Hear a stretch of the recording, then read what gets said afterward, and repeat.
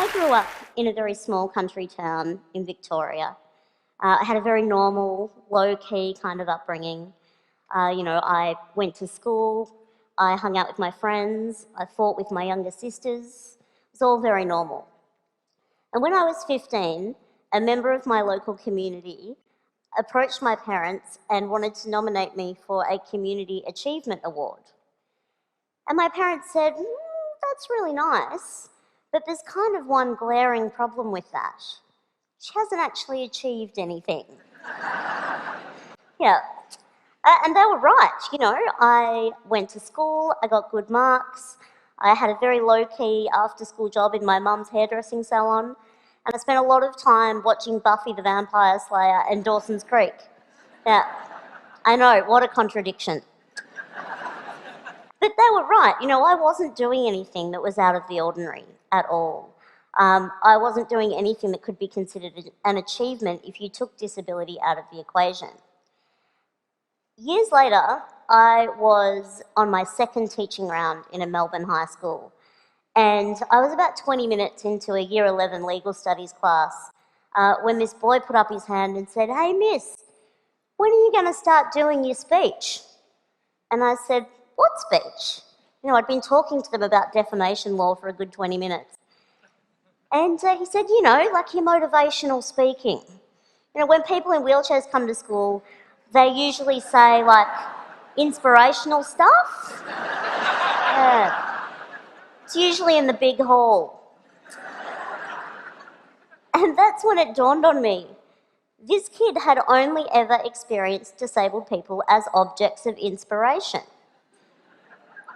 We are not, to this kid, and it's not his fault. I mean, that's true for many of us.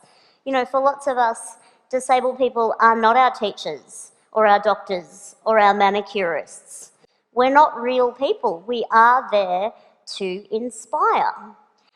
And in fact, I'm sitting on this stage looking like I do in this wheelchair, and you are probably kind of expecting me to inspire you, right? Yeah. Well, ladies and gentlemen, I'm afraid I'm going to disappoint you dramatically. I'm not here to inspire you. I'm here to tell you that we have been lied to about disability. Yeah, we've been sold the lie that disability is a bad thing. Capital B, capital T. It's a bad thing, and to live with disability makes you exceptional. It's not a bad thing, and it doesn't make you exceptional. And in the past few years, we've been able to propagate this lie even further via social media. You may have seen images like this one. The only disability in life is a bad attitude. Or this one. Your excuse is invalid, indeed. Or this one. Before you quit, try. Yeah. These are just a couple of examples, but there are a lot of these images out there. You might have seen the one, the little girl with no hands, drawing a picture with a pencil held in her mouth. You might have seen a child running on carbon fibre prosthetic legs. And these images, there are lots of them out there. They are what we call inspiration porn. And I use the term porn deliberately because they objectify one group of people for the benefit of another group of people.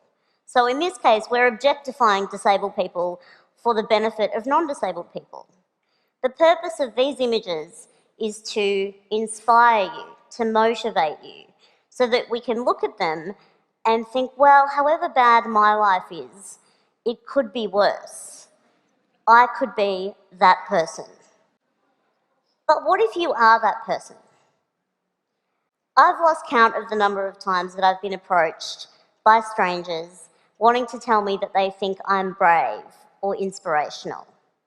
And this was long before my work had any kind of public profile.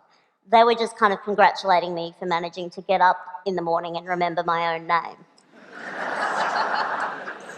And it is objectifying.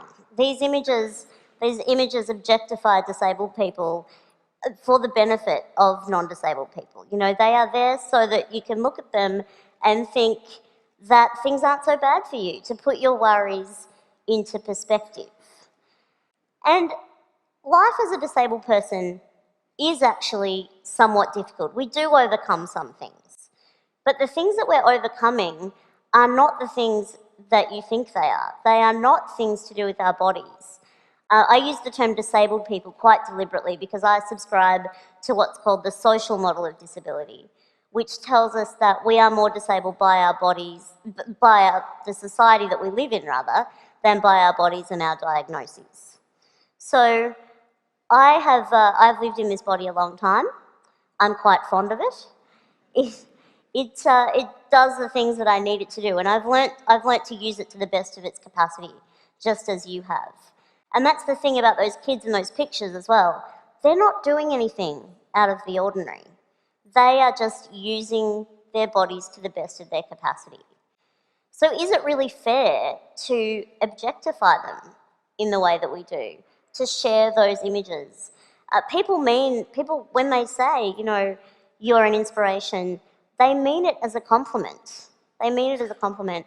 And I know why it happens. It's because of the lie. It's because we've been sold this lie that disability makes you exceptional.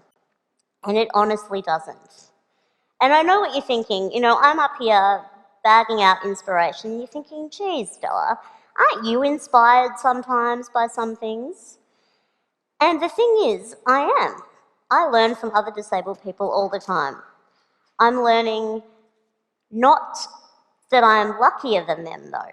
I am learning that it's a genius idea to use a pair of barbecue tongs to pick up things that you drop. I'm learning that nifty trick where you can charge your mobile phone battery from your chair battery. Genius.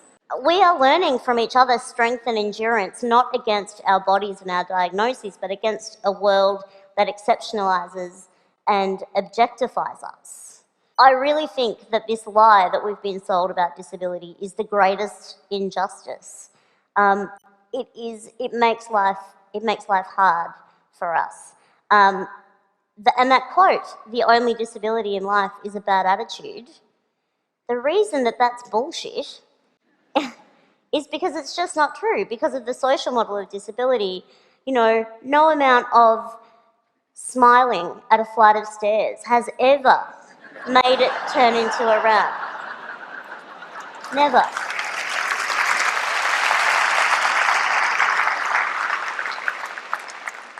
Smiling at a television screen isn't going to make closed captions appear for people who are deaf. No amount of standing in the middle of a bookshop and radiating a positive attitude is going to turn all those books into Braille. It's just not going to happen. It's just not going to happen. I really want to live in a world where disability is not the exception but the norm. I want to live in a world where a 15-year-old girl sitting in her bedroom watching Buffy the Vampire Slayer isn't referred to as achieving anything because she's doing it sitting down. I want to live in a world where we don't have such low expectations of disabled people that we are congratulated for getting out of bed and remembering our own names in the morning. I want to live in a world where we value genuine achievement for disabled people. And I want to live in a world where a kid in year 11 in a Melbourne high school is not one bit surprised that his new teacher is a wheelchair user.